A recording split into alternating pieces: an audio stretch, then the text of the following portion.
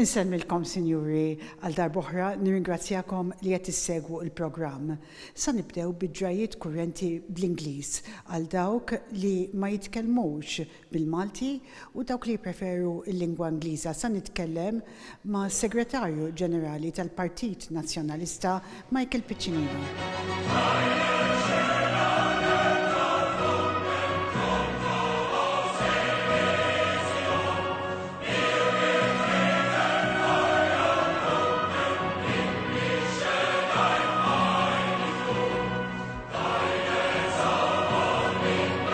Thank you, Michael, for accepting our invitation to come and speak to us today. My pleasure. I'd like to carry on. We spoke with Dr. Edward Abono last week, and we covered the case of waiters and stewards in court. I'd like to pick up what happened from last week to this week, because we've got quite a lot of viewers who don't understand Maltese or who prefer to speak English. So this week we saw the charges being pressed in court, and we saw former Prime Minister Joseph Muscat, together with his former Chief of Staff and former Minister Konrad Mizzi, being charged on Tuesday, and then together with some other people, and then on Wednesday another set of former politicians and civil servants, together with their other people who were involved in this deal, who were charged in court. Now, of course, there was the first sitting of these cases, and now the cases will be continued in June. What can we share with our viewers with regards to the detail of what's happening in court? No, the first sitting is a very technical sitting, so basically it will be the prosecution presenting the charges, and then the defense, after raising many objections, and they did raise many objections, they would be able to plead guilty or not guilty, and then the sitting will be adjourned to another date. What is interesting in this case is that the defense, in both sittings, so the first sitting where there was Joseph Muscat, Konrad Mizzi, Keith Cambry and the rest, and the other sitting where there was Edward Cicluna, Chris Fern and the rest, all raised many objections, which makes one think. If someone is innocent, you would want the case to start, all the proof to be presented, and for you to be able to prove your innocence. But in this case, instead of doing that, the defense has been raising many objections, even to try and stop the case from even starting. So instead of proving their innocence in court, they're trying to raise objections, trying to prove that there are difficulties with the case to stop the case from even actually starting. In your opinion, are these delaying tactics?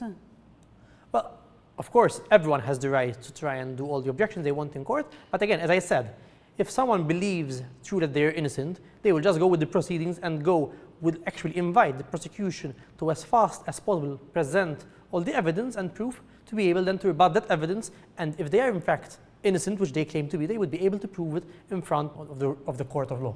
And what's the position of the Nationalist Party at this stage in time? No, naturally, our position is in favor of letting the institutions do their work. So it's in favor of letting the courts do their work without any pressure, without any attacks, etc., and letting the prosecution do all their work. In our case, we're of course selling the Attorney General and Commissioner of Police. It is their duty to make sure to present the case in the best way possible to make sure that the case has the natural outcome it should have. You're constantly together with the executive of the party fighting against corruption and organized crime. This is really not very usual just before an election. Of course, the election took a different turn, of course, when the inquiry was finished. The inquiry ended, and it was evident from the start that Robert Abela had a copy of the inquiry. It was very evident that the Attorney General gave a copy of the inquiry to the Prime Minister, which is very odd, unusual, and outright illegal, because the Attorney General should either publish the inquiry for everyone to see or not give it to anyone. Giving the inquiry to the Prime Minister on his own, without giving it at least to the leader of the opposition, creates a political imbalance in the country. And once Malta Today published the inquiry in full, it was evident why Robert Abela did not want the people to read the inquiry. And then there were different reasons why he did not want the people to read the inquiry. First and foremost, because from the inquiry, we saw written on black and white that Robert Abela knew of the corruption, of the fraud, at least for 3 years now. 3 years ago, he was informed in writing by people who were involved in the deal that there was corruption and fraud, and he turned a blind eye, and not only, he kept on defending them publicly and kept on giving them millions from your taxes. That's the first thing. Secondly, he knew because he had read it that there was proof of wrongdoing, so he didn't want people to read that. And thirdly, we also read from the inquiry that government institutions under the watch of Roberta Bella as Prime Minister tried to stop the inquiring magistrate together with her experts from doing her job. So for example, Identity Malta did not give the information which the magistrate was asking for. And this can be seen through a number of different government authorities. You mentioned Prime Minister Roberta Bella turning a blind eye. May I refer to Professor Edward Cicluna, who was the Minister of Finance at that time. What can you share with us? What's your opinion? So let's start from the present day. So Edward Cicluna is nowadays the Governor of the Central Bank of Malta, which is a very prestigious and important role for the country. Very important for the economics, well-being of the country and stability, and very important for the country's reputation. So first and foremost, today, Edward Cicluna should do the right thing and be able to defend himself as a private individual. But he did not do that, so on Wednesday, he went up to court and answered for the charges, not only as Edward Cicluna, but as Edward Cicluna, the Governor of the Central Bank of Malta, which we fear will have repercussions on the reputation and economic stability of the country. So that's what's happening now. Secondly, what was happening when Edward Cicluna was Minister of Finance, and what does the Minister of Finance do? So the Minister of Finance approves government payments, presents the budget, and gives out the money. So the corruption which was being paid out from this deal was being paid out from the budget presented by Edward Cicluna, from the money which he signed off to be paid off to Vitals and Stewart, and then which were split off between all those who were involved in the corruption and fraud. So Edward Cicluna cannot claim that he wasn't part of it, because Edward Cicluna, as a minimum, approved all this when all of the country knew that the deal was wrong. Daphne Caruana Galizia had written about the deal, about the corruption, about how the government was working behind everyone's back, even before the deal was announced and signed. So no one could claim that they were not aware of what was going on. Edward Cicluna cannot claim ignorance, because Daphne had warned them before this had even started, and yet he gave them millions. So ultimately, without Edward Cicluna approving and signing off on all these millions, it wouldn't have happened. The budget every year, the government budget, it's presented by the Minister of Finance. Edward Cicluna was the Minister of Finance. So he was the one giving out the money, distributing the money, and cornering of the money for Vitals and Stewart. How would you compare his reaction to the charges in comparison to, let's say, Dr. Chris Fearn, who was the Minister of Health? First and foremost, I don't think Edward Cicluna even reacted to the charges publicly. He just spoke briefly before going to the courthouse, where he said that he will not leave his role, and he will stay put, getting the money from our taxes, even now that he's accused of being part of this fraud. But Chris Fearn, on the other side, was first and foremost Parliamentary Secretary for Health, and then Minister for Health, and Deputy Prime Minister during the length of the saga. Chris Fearn, when there was a transfer between Vitals and Stewart, is on record saying, now we're done, this is sorted, no more problems, because this is the real deal. What he described as being the real deal was found to be part of fraud and corruption, both by the first court of civil jurisdiction and the court case which Adrian Delia filed to get the hospitals back, both by the Court of Appeal and now also by a magistrate who was doing a criminal investigation. So Chris Fearn, as Minister for Health, it was literally his duty to make sure that the health services get their money's worth, that we get the best health service available. Chris Fearn said in his testimony, part of the inquiry, that he realized that while he was negotiating, there were parallel negotiations being done between Vitals and Stewart and Conrad Mitzi.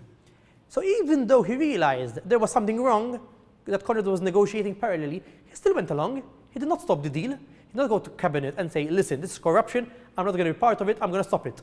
Neither did he vote with the opposition when the Nationalist Party presented once, twice, 3 times motions to scrap the deal and stop the money passing through Vitals.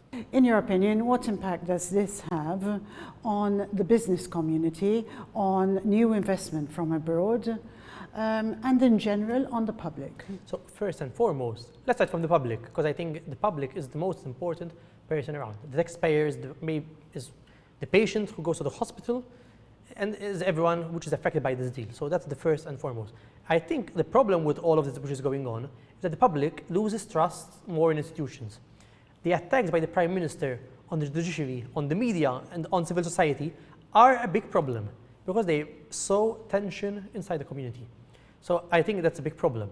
When it comes to the business community, of course, when it has come that there was people in government being involved so deeply in corruption and fraud, unfortunately, and I said this with a very heavy heart, it has an impact on the trust, on the faith which the business community will have on the institutions and on the way the government operates.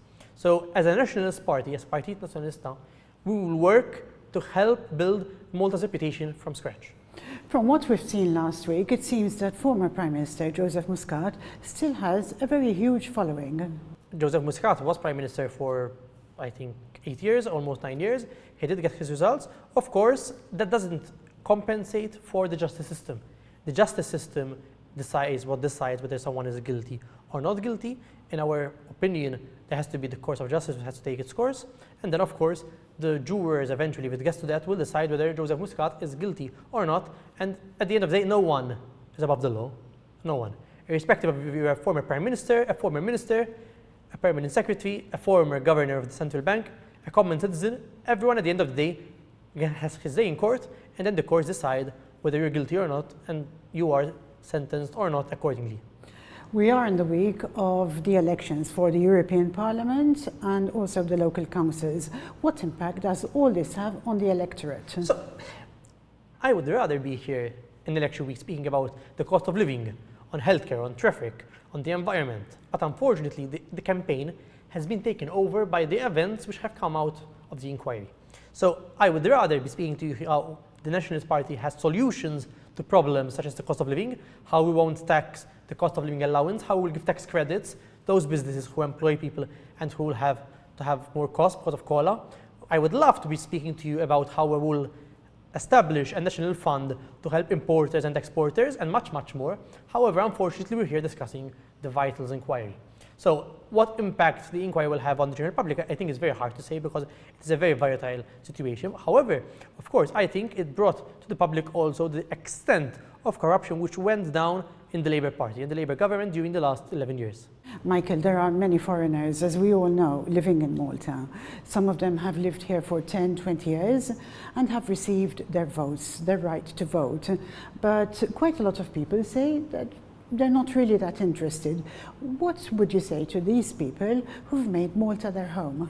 As you have explained, there are a number of European citizens who are permanent residents of the country who have a vote in either both the local and European elections or the local councils alone. Well, my appeal to them is to actually go out and vote. If you won't vote and decide for yourself, others will decide for you. And if you are living here permanently, you have made Malta your home. So might as well have a part of the decision-making process which the country is having. Partit Nazzjonalista has a number of proposals, both on a European level. We have proposals focusing on how our MEPs will focus in the European Parliament. We have proposals on a national level when it comes to local councils, and we have a program for every single locality. So, for example, on a national level, when it comes to local council, we're saying that first and foremost, we will make sure that we'll make a study to see a carrying capacity study for every locality. So we'll see how much people the locality can have, and it's how much we need to invest infrastructure-wise so to be able to carry all those people and make sure that the locality is future-proof when it comes to its infrastructure. We are also saying that we will make sure that there is better traffic management. So there won't be all the roads leading up to a locality closed at the same time.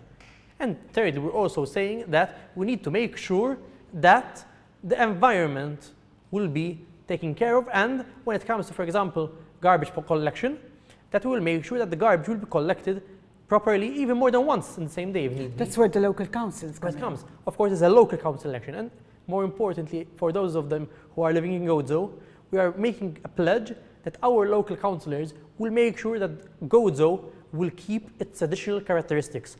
Gozo as a whole and every locality inside Gozo.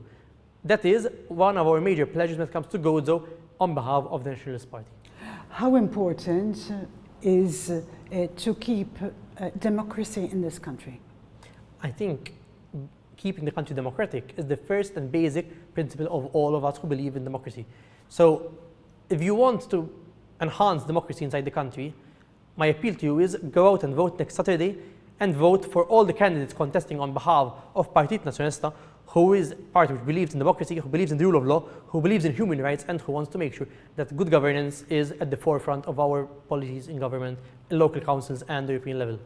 This, of course, won't change the government in Malta, but it could send a message to people who are governing. So, of course, on the 9th of June, Roberta Bella will still be Prime Minister, the Labour Party will still be the party in government, but giving a strong mandate to the opposition moving forward in local councils and on the European level will also give a message to the government. A message to the government that it cannot keep on going on like nothing happened. It cannot go on as if it can do whatever it wants and no one can stick up to it. It will also empower the opposition to make sure it represents you even better. Thank you very much, Michael. Thank you for your time.